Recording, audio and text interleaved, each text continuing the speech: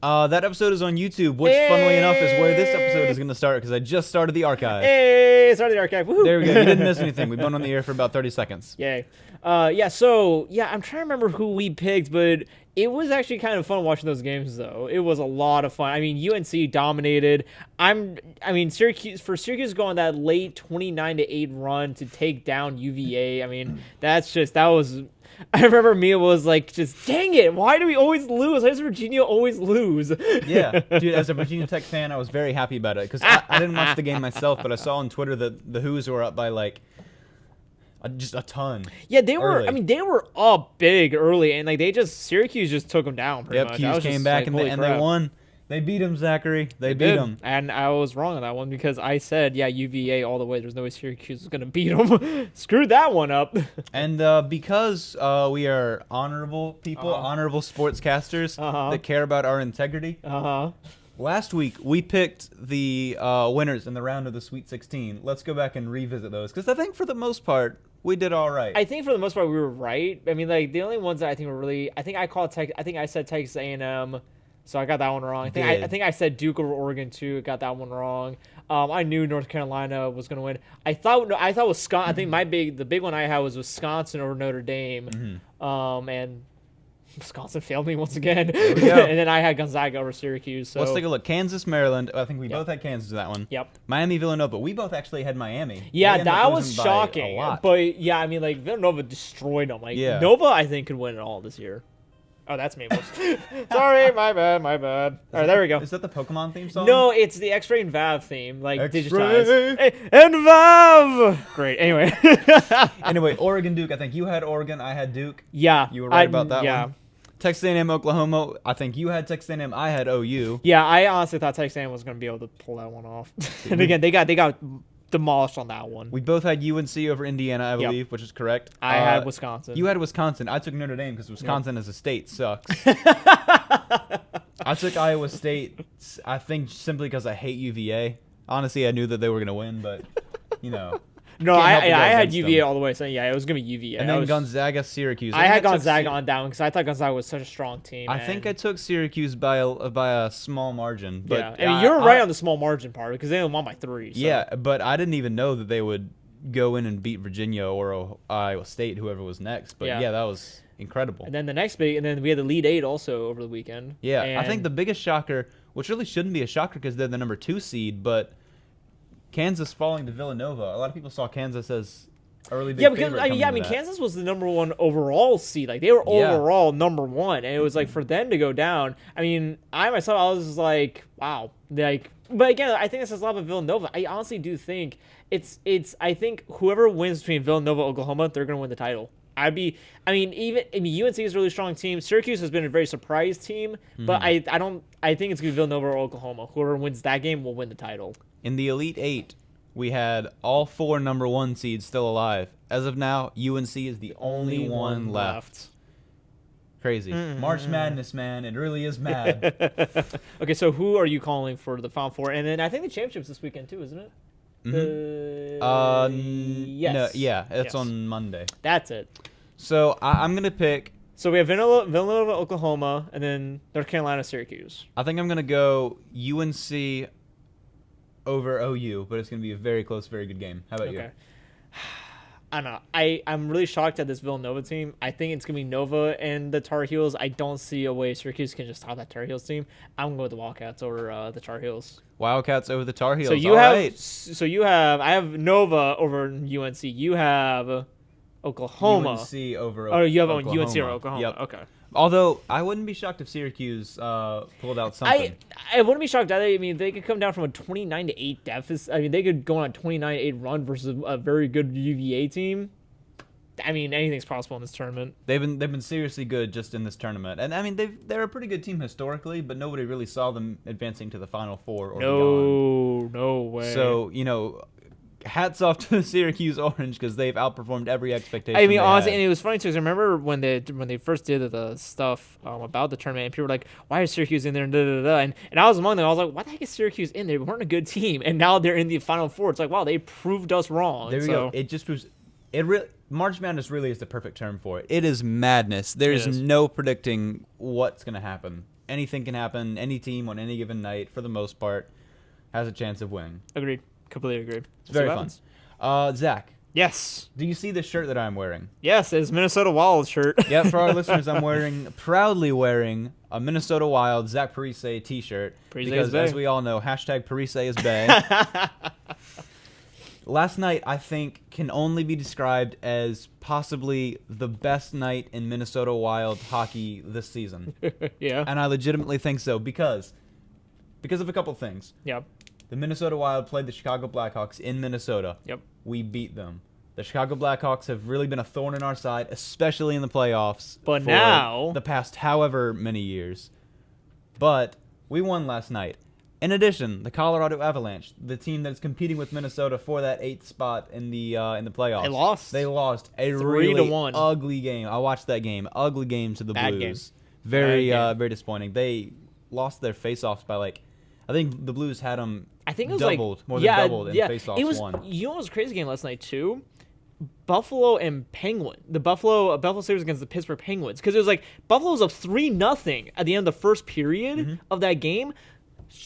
Pittsburgh scored 4 in the second, and it was crazy. It was at the end of the second period. It was the shot count was Buffalo 13, and the Penguins had 32 shots on goal. They doubled the shots on goal. I was like, what in the world happened? And Pittsburgh won the game in a shootout. There we go. I was like, holy crap. How you go down? How do you let a team come back to take the lead and you tie it, but then you lose in a shootout? How's that even work? That's got to be one of the most exciting, at least first 2 periods, hockey games of the season. Probably. 7 goals in the first 2 periods. Yeah. Oh, and by the way, Ducks won, I think, a couple nights ago against the Oilers, and we play Calgary tonight. There we go. Calgary's a beatable team. Fun fact, by the way, because I see you have a statistic up there that you're about to say about Minnesota. Yeah. I'm going to bring my statistic right quick. Okay. The Ducks have won 27 home games in a row against the Calgary Flames. The Calgary has not been able to beat the Ducks at home in the past 27 games. If the Ducks win tonight, it will set a new NHL record for the most wins a team has against single team at home. Wow. I was shocked at that statistic. I was like, holy crap, are we that good against Calgary? I didn't know that. So you've got Calgary's number. At home, yeah, we're pretty much set with Calgary, so we'll see what happens. Anaheim's pretty good against Calgary.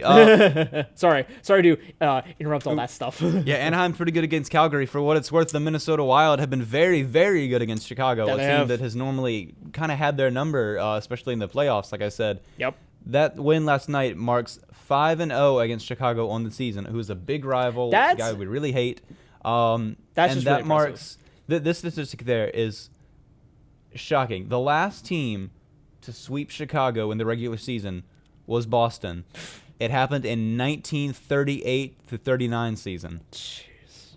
The last time Chicago lost somebody a series in the regular season was in 1938. Can I be honest? I'm just completely shocked. I didn't realize that you guys had Chicago's number like that this season. That's really impressive. We've been pretty bad against them, especially, like I said, especially in the playoffs. Yeah. They've been the guys that have beaten us in the last 3 years. Now I'm curious to see where everything falls and whatnot. I mean, they're 5 points clear of Colorado now for the 8th seed. I mean, they would play Dallas in the first round, but I mean, if they can get up to that 7th seed, they could force the matchup. They could try and force the matchup with Chicago, and now, exactly. Now that's a matchup that it's like at the beginning of the season you wouldn't want that matchup at all because you're like, oh crap. Now it's like, no, give us that matchup. We'll take them down. We're begging easy. for it. I think that the fact that we are 5-0 is more important than any of the individual wins themselves, including last night's, which extends our lead on the Avalanche. Yeah. Because the fact that we have that confidence going in, like I said, in the playoffs, they've been what's killed us in the last 3 years. Now we can go in, if we do play them, which is very realistic, as you said, we know we can beat them. When we're at our best and they're at their best, we are simply the winning team, just this season. Very much. So that to me is a huge confidence booster for the Minnesota Wild. That's very important, very important. Agreed. Also, like I said, we moved ahead 5 points of Colorado for the 8th seed in the West, and it looks like the Colorado Avalanche are starting to slip because they had a very, very tough down the stretch. So who they play next? Do you know? Not off the top of my head. I do know it is a playoff team, though. I do know the Colorado Avalanche continue to play more playoff teams. We play. Give me a minute. You can't be asking me these just all the time these random questions. You know I'm not prepared for it. So there was a bit of controversy though from last night's game as well, and this is something I'll talk about. Duncan Keith, who's considered one of the top defensemen in the league, he's a really good player. Don't get me wrong about this. I don't like the Chicago Blackhawks. Not a lot of people do, but he's still a really good player and whatnot. So what happened was that Coyle on the Wild knocked down Duncan Keith from behind. Keith turned. He was thinking about a player laying down the ice. He turned, looked up, saw Coyle, and then used his stick and hit Charlie Coyle directly in the face. He got a nice, he had a nice cut that drew blood. Duncan Keith was immediately given a match penalty, which is immediate ejection from the game, and has now been suspended indefinitely per league rules until the league official reviews it. Mm-hmm. Now, of course, a lot of people are now saying, well, how long is he? Because it will be a suspension. Because thing someone brought up was that he did this a couple years ago. I think it was either against Andre Kopitar or Jeff Carter of the Kings. He did not a similar thing, but he used his stick and used it to hit him.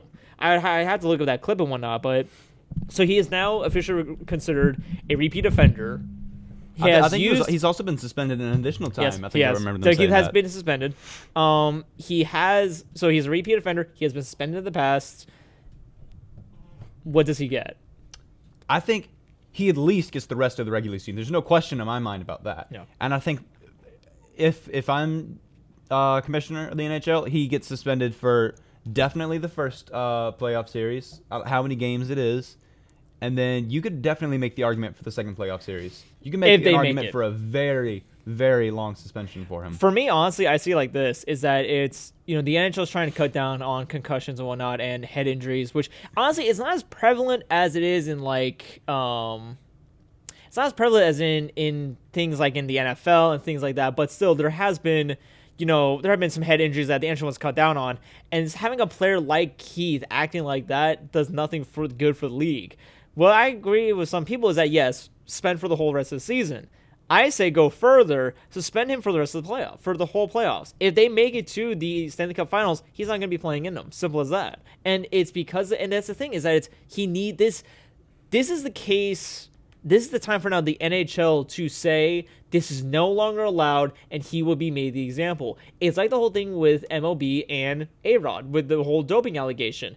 He got made an example of, and they spent him for a whole year when he failed the tests again. And they said, you want to know what's going to happen? This is exactly what happens. MLB had that plan instituted, and they immediately used it on Alex Rodriguez. And the NHL needs to do something similar. Suspend him for the rest of the season and suspend him for the playoffs. And if they get out in the first round of the playoffs, I would say suspend him for the first 2 weeks of the regular season. Do something along those lines. He has to be made the example at this point. He does. A-Rod was suspended for the whole year because the steroid problem in baseball was, I think, by far the biggest one there. Yeah. In NHL, the problem with head injuries, as it is in football as well, is a huge problem. And so, and this was flat out just an unacceptable hit. If you look at the replay, Charlie Coyle gives him a shove in the back, a little bit rough, but perfectly legal. Yeah, perfectly legal. Duncan Keith, he gets pushed, and he ends up on his back.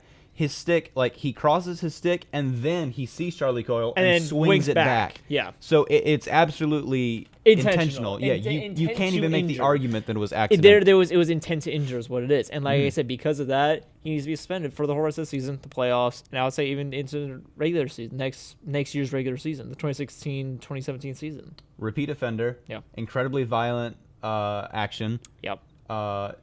Very just cowardly action. He's on the ground and he swings it at his jaw, when Charlie Coyle can't even see it. Yeah.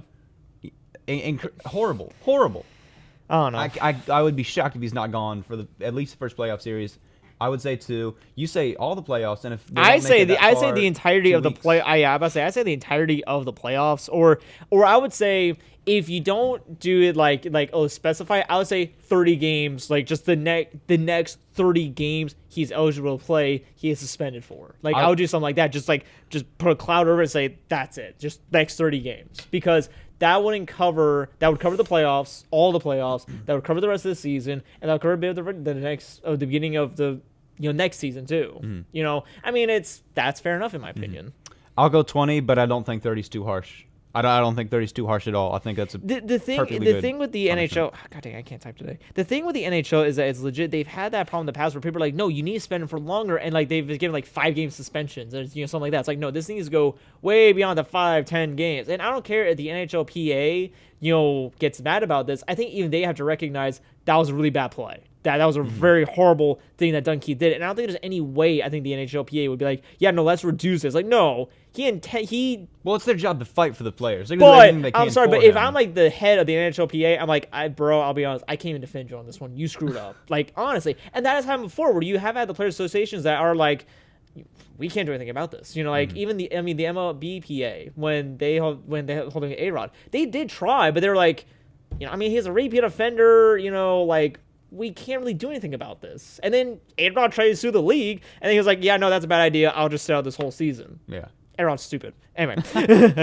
Anyway, I think that's a very important issue. I'm glad we're discussing it because I don't think it's going to get a lot of mainstream attention. Oh, no, I think it will. I think yeah?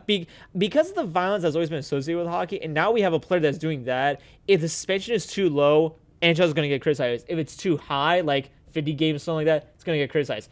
Gary Oldman has to choose that sweet spot, but it better be a good one. And like I said, it better include the playoffs because having that kind of action and whatnot, it's like you don't deserve to be in the playoffs. I'll be honest. I've seen guys do dirty things in the past, not like that. I know, like, Corey Perry. Corey Perry is a dirty player for the Ducks. He's also a jackass, but he would never do anything to that level. That Keith has to be made the example. Simple as that. Yep, a horribly dirty play covers up what was a very good night for the Minnesota Wild, who played extremely well from what I saw. I couldn't watch it all on TV because the other game was on, the Avalanche game was on, but it was a very good game for them. Fun. So switch over to something fun. Did you see the San Jose Kings game? No, I did not. Okay, so I did because Pacific Division. I want to see how the Kings are doing, how San Jose is doing, and whatnot. So I was watching the game and whatnot, and at one point, auxiliary? It is on auxiliary. So San Jose got a goal, but they had to review it because it looked like it was a bit of a kicking motion. So okay, let's review it. John, I've never heard a more dramatic call in my entire life. Are you ready for this? I'm ready. All right, let's do it. After reviewing the play, the call on the ice stands. We got a goal. He took like 2 dramatic pauses. I love this clip. He took so many dramatic pauses in it. Like, it's got to be one of the funniest things I've ever seen in an NHL game. Play it again. Okay, you want to play it again? Yeah, I think that's hilarious. That's like a WWE. It is. It is exactly like After WWE. reviewing the play, pause. The call on the ice pause. Stands. We got a goal. After reviewing the play, the call on the ice stands. We got a goal.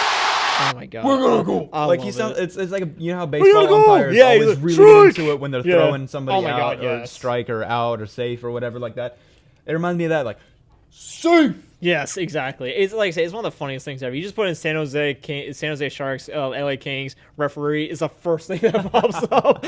I hope he gets like a bonus from the NHL for that one. That was amazing. Thanve you for sharing that because I hadn't heard. I haven't heard that yet, but I would be sad if I hadn't. Good game too. I mean, San Jose beat the crap out of the Kings 5-2. That's another matchup that I think San Jose won that season. I think both the Ducks and the Kings have won their season series against the Kings. Like they're both, I think, 3-2 against the Kings, I think, this season. So I think no matter who the Kings play, if it's someone from the Pacific, I think they're kind of screwed going into these playoffs. So we'll see what happens. Right now, I think it looks like it's going to be the Ducks, depending on the Ducks play for the rest of the season. Yeah.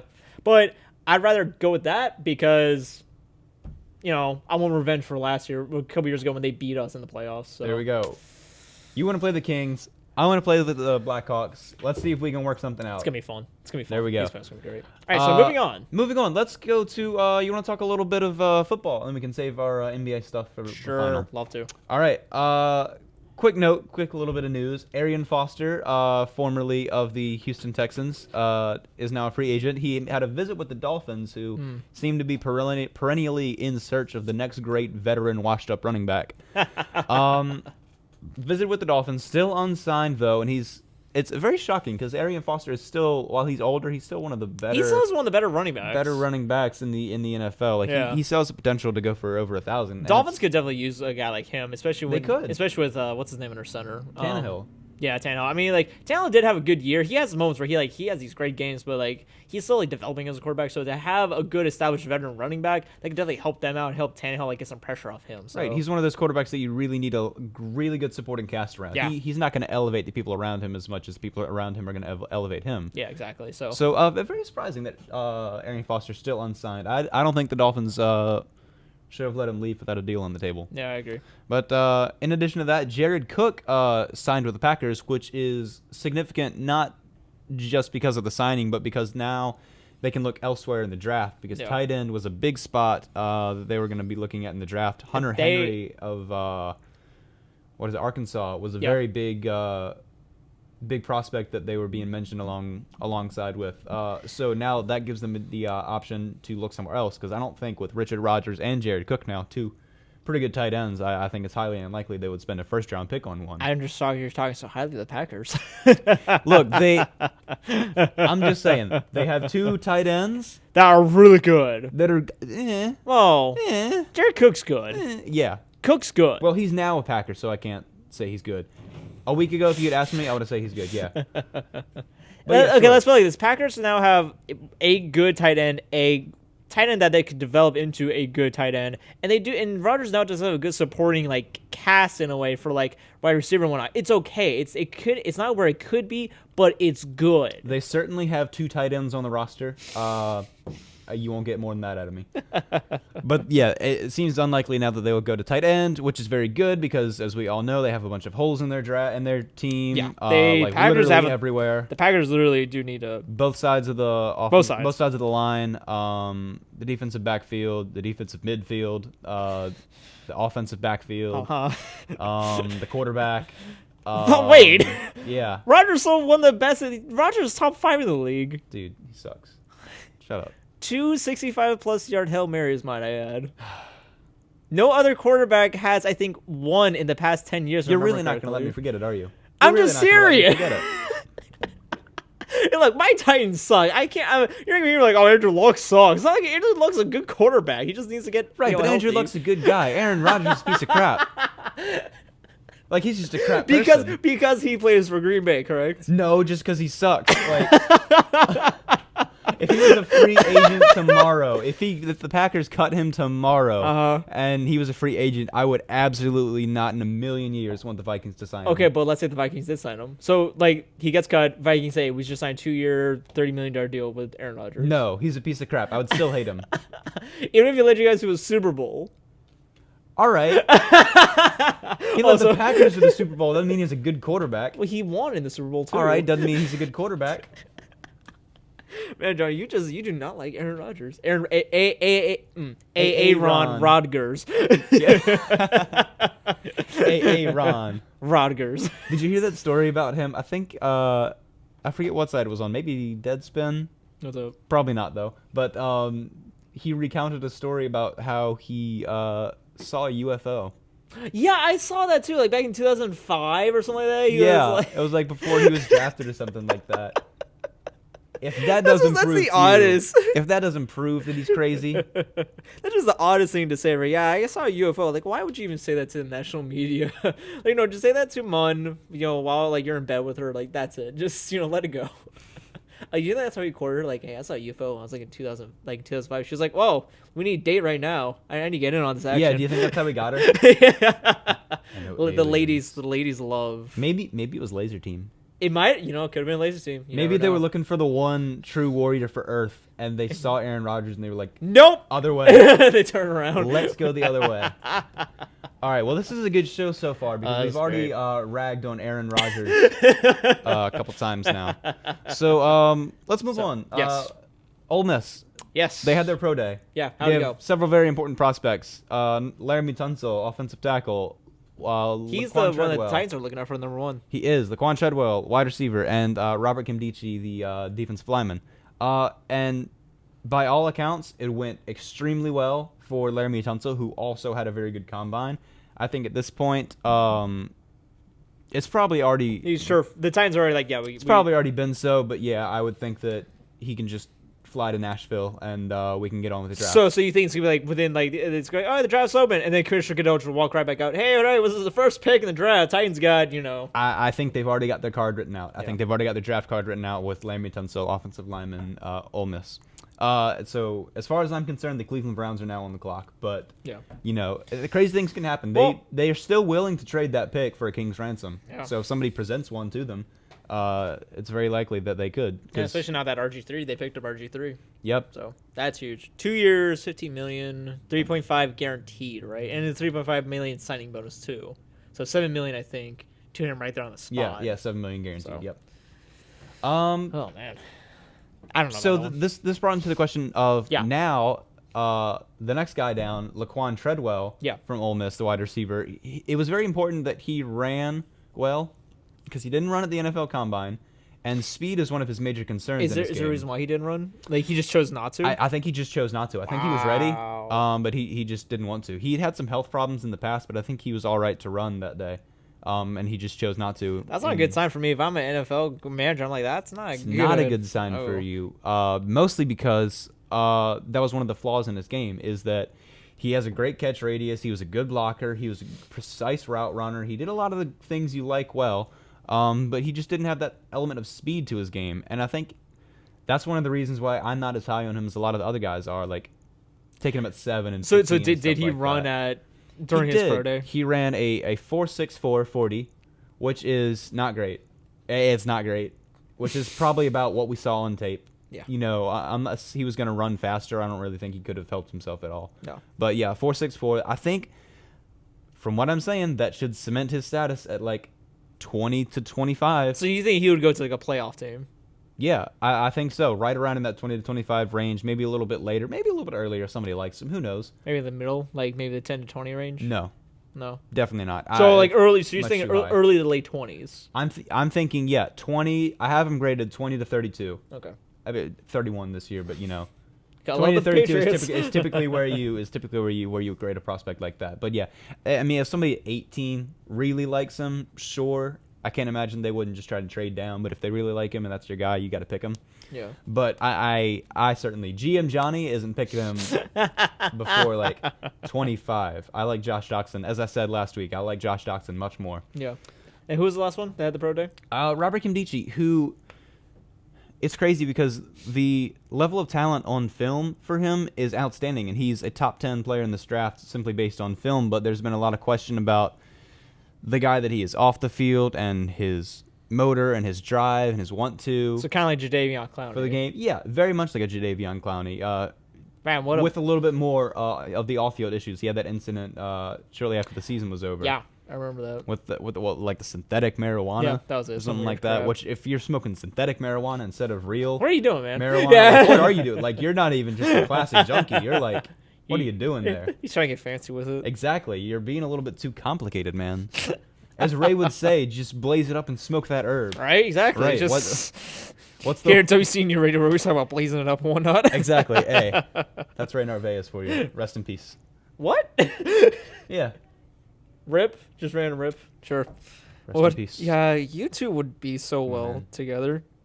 You guys Me and would, Ray? Yeah, you guys would be like best buds. I think we would be. I think you would be. I think we would be.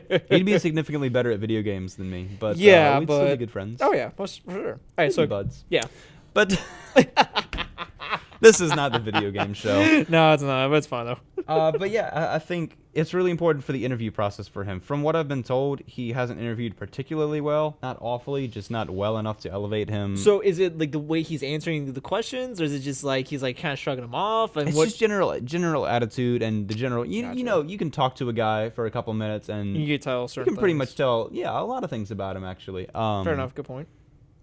And he's one of those guys. And yeah, he seems to be one of those guys that at times doesn't get it completely. Yeah. And we've seen guys like that in the past where we just say about him, he doesn't get it. Yeah. He doesn't get it, and he never will get it. We don't know if he ever will. And so he could be one of those guys. Obviously, like I said, when you look at him on film, he's a top 10 prospect. But so where do you have him? I haven't scouted him personally yet.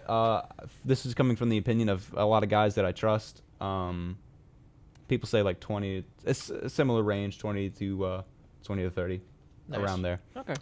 Somebody could potentially get him, and it'll be the steal of the draft in 5 years. Question: would you call Clowney a bust yet or no? He's kind of in my bust category. You can't say it yet. It's been too quick, and he hasn't been able to see the field as much as we would like him to because of an injury. Yeah. But I think this year will go a lot to it. I really can see how he goes there because I just remember Houston picking him up like first overall, and I myself, because I remember I had heard about a lot of his off the field stuff. I was like, that's a bad pick. Mm-hmm. Like he went way too early, and it's just like I'm curious to see how that goes now. Like what's gonna happen. I remember very distinctly watching film on him last year, and I watched a couple of games on him, and I wrote down in my draft book, like, you got to take this guy number 1 overall. Yeah. There's got to be no argument about it. And if there wasn't those off-field concerns, there would have been none. He was simply outstanding. He was making plays every single play. He was so athletic. He was such a freak of nature. Like, it's absolutely insane. That the things that he did on the football field were incredible.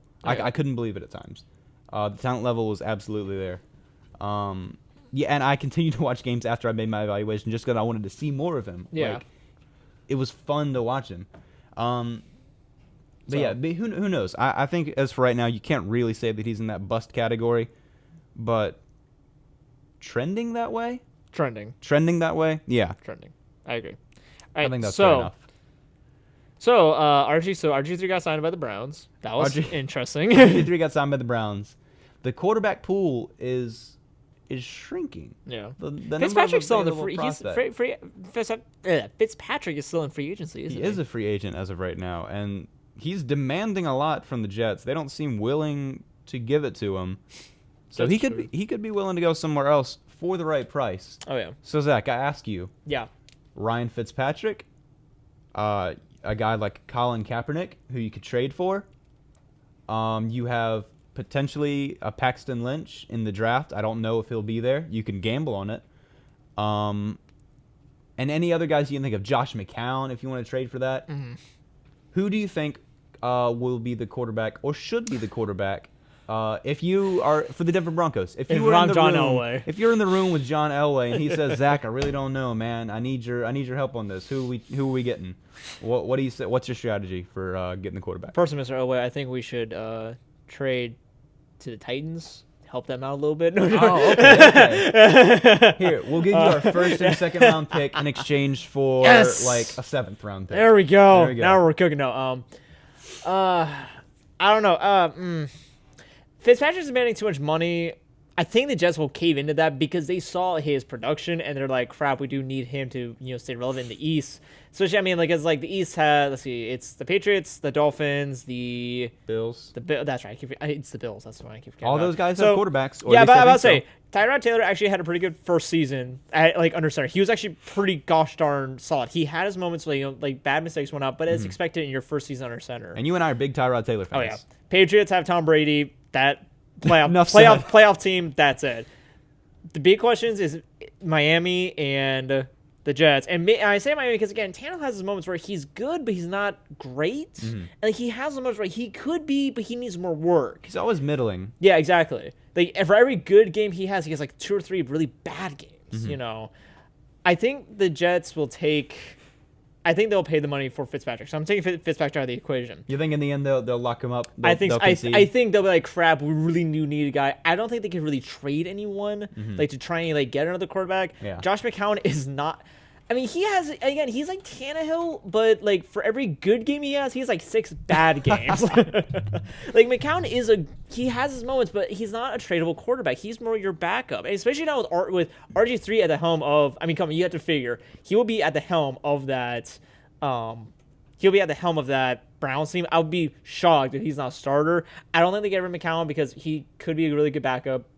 Again. They've said that they're looking to either trade or cut him. So Josh McCown is available if you want him. I would say they cut him. I don't think a team would trade for him. The only thing I can see maybe would be like a low level team, like maybe Jacksonville, maybe to get like a backup for what's his name under center? Bortles. Bortles. Yeah. I like that move too. Who is the backup in Jacksonville anyway? Ugh. Yeah, I forgot. You got me. Yeah, I mean and Bortles. I mean, he's a good quarterback. He has some injury issues. So, again, having a somewhat okay quarterback like McCown, that might help him out. So, Mr. Elway, are you looking at how hard are we going to look at Josh McCown here? Not hard. Not hard. I'd say all the attention goes to Kaepernick, I think. Yeah.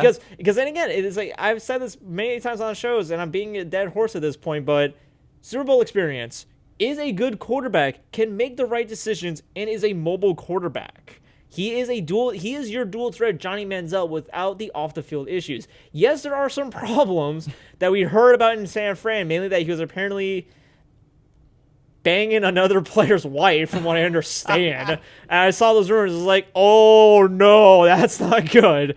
If he needs to get out of San Francisco. Yeah, he did. That's what I was saying. I would say if they can help him with those off the field issues, which are not as bad as Johnny Manziel's. If they can help, I would say the on-field issues are more the concern, but they've got a guy like Gary Kubiak who can help him with that. Gary Kubiak, I think, would be the coach to put him in his place, especially now that he's rid of Peyton Manning. He knows his quarterbacks. Gary Kubiak just knows quarterbacks. Kind of like who was the Titans' former head coach? The one before they signed on Mularkey. Yeah, Whisenhunt. Whisenhunt is, people don't give Whisenhunt a lot of credit for this. He actually is pretty good with quarterbacks. Like, when he was with San Diego, he actually did help develop Rivers into he is a solid top 10 quarterback. But yeah, I would say I would put all the effort towards Kaepernick. Like, hey, we'll give you a couple draft picks. Give us Kaepernick.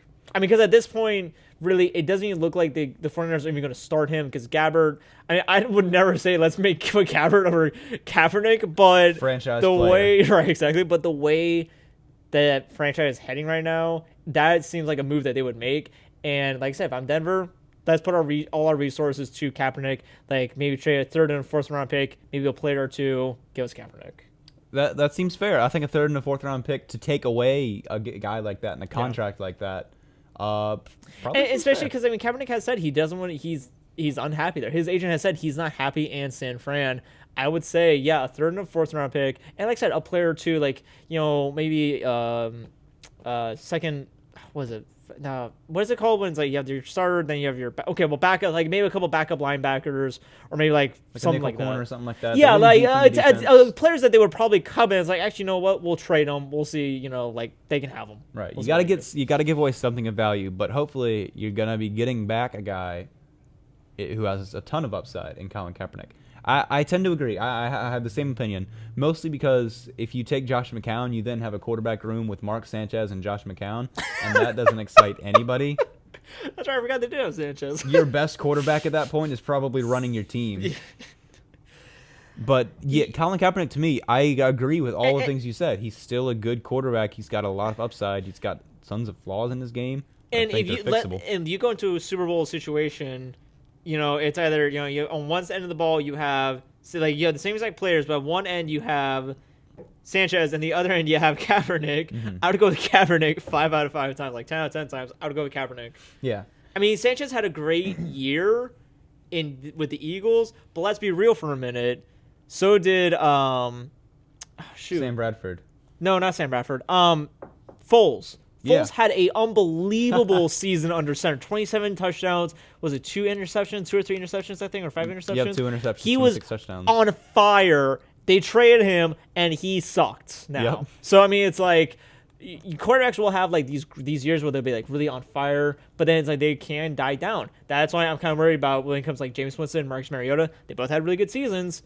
The sophomore season is usually the one that tests like their mettle and whatnot. I mean, the only players I can say that had consistently good seasons, Tom Brady, Peyton Manning, up until like last year, till this current season, and then minus the neck injury. Drew Brees. Ben Roethlisberger usually does have good consistent seasons too, but that's it. Romo's pretty good until the playoffs. Or he screws up his collarbone twice in the same true. season. Yeah. I don't know how that's even possible. But I mean, like there's certain quarterbacks that are they're so consistent and whatnot, and like I said, you have a quarterback that's hot one year, they could just die down quickly in the next. And I honestly think that's kind of what Sanchez. So I would go all in on Kaepernick. If they do get Kaepernick, and they retain the majority of that defense, which they have, they've lost a couple of key players. Yeah. But I think for the most part, it's still a very good defense, probably top 5. Do you think they are still? Is that Super Bowl window still open? Because people say it's closed after Peyton Manning left. But if they have a guy who still has a ton of talent, I think it depends on how the rest of the AFC West is. Because I mean, those Raiders are coming up. Yeah, Carr is really underrated as a top 20. Like I would actually have him in my top 20 quarterbacks. You called it. Top 20 player in the draft class that year. Top 20 overall, regardless of position. I called it. I think, Colorado is really definitely the Raiders. I think they're starting to get a little hot. The Rams are going to move to the West now, aren't they? They're going to be the AFC. No, they're in the AFC. I'm stupid. I got my divisions mixed, my conferences mixed up. The Chiefs. The Chiefs are really good. The thing is with the Chiefs, it's again they played so bad last season and they got really hot. That's a really unknown team. The San Diego struggled, but because of injuries, mainly on the defensive end and a couple on the offensive end. But I don't know if they've gotten any better. If they stay healthy, I think they could win the West. The thing is that, because here's the thing, is that some people are saying the window's closed, but it's because of the fact of, again, Sanchez. He's had 2 playoff games. He's won 2 playoff games. He's lost 2 playoff games. So he's 2-2 in the playoffs. Kaepernick's pretty good in the playoffs too, but it's not your Peyton Manning. Neither of them are your Peyton Manning, who could lead a full team like how Peyton Manning did. So I do think it's close. I don't think they're gonna make it back to the Super Bowl. I mean, if they do, it'll be a miracle. But yeah, I don't see them. I can see them winning the West. I don't see them making it to the Super Bowl though. I can see them winning the West, and if they get Colin Kaepernick, I think that might make them the favorite. Like I said, the Raiders are coming up quick. Honestly, I'm shocked at that because I mean, it's like 10 years ago they were just horrible. 4 years ago. Yeah, 4 years ago. When they held the second overall pick. Yeah. They were horrible. Yeah, remember when they drafted Jamarcus Russell? That was fun. Oh, gosh. That was fun. But I mean, I would say Kaepernick, I don't think they're going to make it to the Super Bowl, but they'll probably make it to the playoffs. It's even interesting to see where Kaepernick lands. I don't think the non-division winner is going to make it to the playoffs. Let me say that. I think the division winner is probably going to win it at 9-7 or 10-6. Yeah, I don't think 9-7 in the AFC is going to make it. It's funny when you look at the Denver Broncos last year. They went 12-4, and it was like they're like a very silent 12-4. No one was paying attention to them. Like how good of a season they were the number 1 overall seed in the AFC. It's funny because, like I said, like they beat New England. No one paid attention at all. It's like the whole thing with the San Antonio Spurs. Like the Warriors are having such an amazing season around the NBA, and it's like I think the Spurs are only like 4 games back. The Spurs are quietly on their way to the 3rd best season in NBA history. They are, yeah. I mean, it's unbelievable that it's like they are like that good, and then but everyone's talking about the Warriors. I mean, I understand why, but it's like, yo, legit, the Spurs could knock off the Warriors in the playoffs. Zach, that's a great segue. Oh, perfect. Thank you. Because if we finish this NFL talk, let's go to the little NBA. Yes. I heard a question posed on the ESPN radio the other day that I thought was a very interesting question for a couple of reasons, and I'm going to pose it to you now. If I told you, or if I asked you that only one of these teams will make the NBA Finals, will be in the NBA Finals, only one of them, who has the better chance? The Golden State Warriors or the Cleveland Cavaliers? Warriors. Yeah? Not without a moment's hesitation, the Warriors. No? Because I'm going to say the Cavaliers. Okay. I'm going to say the Cavaliers because they have an easy road. We've talked about this. Except for Toronto, the East is pretty simple. Pretty light. Well, it can have its teams where they might do upsets. Like I still think Boston could make a run. They could. Yeah. But I see your point. I think the Cavaliers are still the heavy favorite in that division, though. Of course. Meanwhile, the Golden State Warriors will have to go through the San Antonio Spurs at some point. The Clippers, however dysfunctional they are. The Oklahoma City Thunder, who are all of a sudden hot and look like they're ready to go. Yeah, no. And just a ton of other talented teams in the West. And I don't know, man. I don't know. This is the reason why I say Warriors.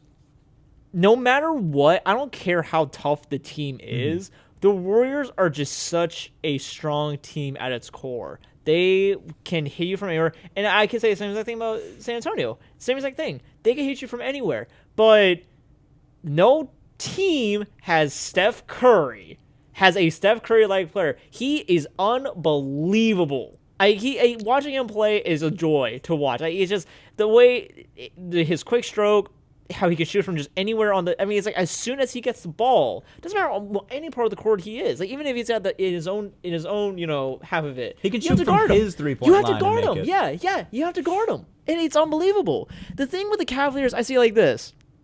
More likely, Kevin Love's going to be out next season, from what I've heard. Yeah. Kevin Love might be out. We don't know what's going on with LeBron. Kyrie Irving, I mean, like he's stuck with the team, but you have to figure he's kind of getting annoyed too at this point.